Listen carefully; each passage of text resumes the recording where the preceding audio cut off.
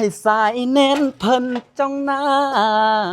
สองเฮาใส่พี่เองคนดูคนที่เขาไม่รักคนที่เขาไม่แคร์คนที่เขาสบายดีไอโค พวกนี้ สบายดีไอโค สบายดีสนะลง ขอบใจไอโค ไอ้คู่เขาให้แท้ มิดไว้ มิดแม่สงสัยในคู่เป็นประจำเดือน เมื่อวานนี้เฮียนยังกูยังบ่ได้เมื่อวานนี้เฮียนยัง เขาเฮียนอย่าง นิ คณิตศาสตร์ในคู่ นี่ยังจำได้อะ ตอนเขาต้นสมองในตี มิดไม่ท็อปเราอ่ะ มิดแม่โต มันนี่จะมาประกวดห้องเพลงแบบเอาหนักห้องที่มันดีเต้นที่สุ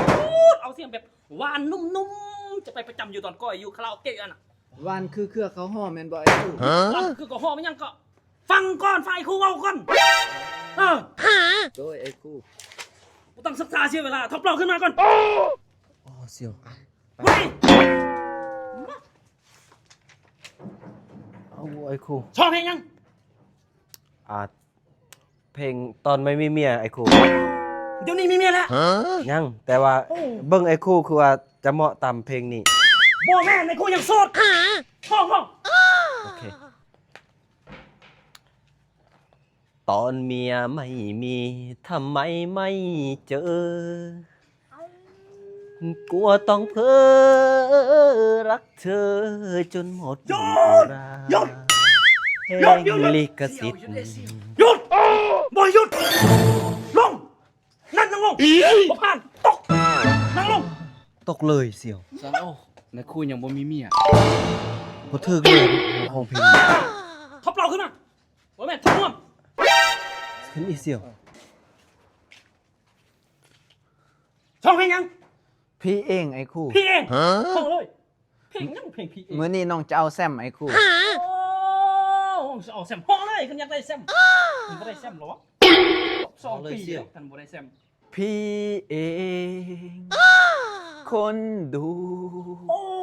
คนที่เขาไม่รักคนที่เขา พี่ ไม่ เอง แคร์ หยุด เอาไม่เอา หยุด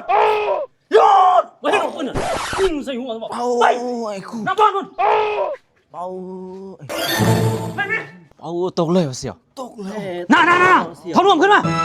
เขาเทื่อมไอ้คู่ เขาเทิมไว้ใช่ไหมศึกษาเสียเวลาอย่างโอ้คือมาระบบแบบไม่วะโอ้ชอบเพลงยังชอบเพลงยังหยุดชอบเพลงยัง เพลงไม่ไทยในคู่ โอ้ไม่ไทย แม่น บ้าเน็ตไอดอลเลย ห้องเลยวันในคู่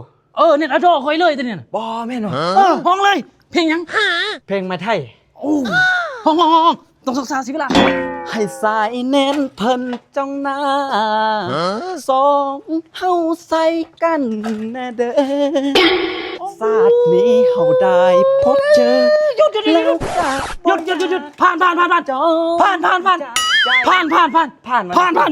อเคผ่านต้องเป็นนี่ให้สายแน่นเพิ่นจ้องหนาวสองเข้าใส่กันแน่เด้อได้2 คนผมต้องยิ้มเฮ็ดมีแต่ตก2 คนนี่น่ะมีแต่ ผ่านวันในคู่ แม่นผ่านมีแต่ให้เท่าน่วมขึ้นไปอยู่ตะกอย เท่าเทื่อมในคุก เท่าเทือมลืมเท่าน่วมไปอยู่เนี่ยเท่าเทือมมื่นเก็บเครื่องเก็บของไปอยู่ตะกอยเด้อ รถก้อย แม่นมันจะเป็นอาหารเฟอร์เนาะเฮาอยู่ในมันจะมีคาราโอเกะไปอยู่ห้องมันจะมีทอเกะไล่ นี่ เข้า ไม่ มา ห้างไล่วันในคู่ มีลายในห้างลายแน่นอน โอเค เดี๋ยวมอบของขวัญให้เป็นที่ระลึกนะ2 คนตกพี่นาไปแม่ลุกไปเมื่อเลยยกนี่ไปกลับ โอเคมาเฮาถ่ายรูปเป็นที่ระลึกเนาะเฮ้ยตบมือก่อน ตบมือ โอเค ทุกคนเนาะสำหรับใครที่มีปัญหาเรื่องใบหน้าบอกว่าจะเป็นสิวอักเสบสิวอุดตันเนาะมีจุดกระด่างดำอยู่บนใบหน้าเนาะเคยแพ้เครื่องสำอางเคยแพ้ครีมมะลายฟ้าลาปีคือโฟมตัวนี้สกัดจากดอกซากุระส้มเกาหลีเนาะถ้าใครมีปัญหาเรื่องแบบนี้นะโอเคจัดไป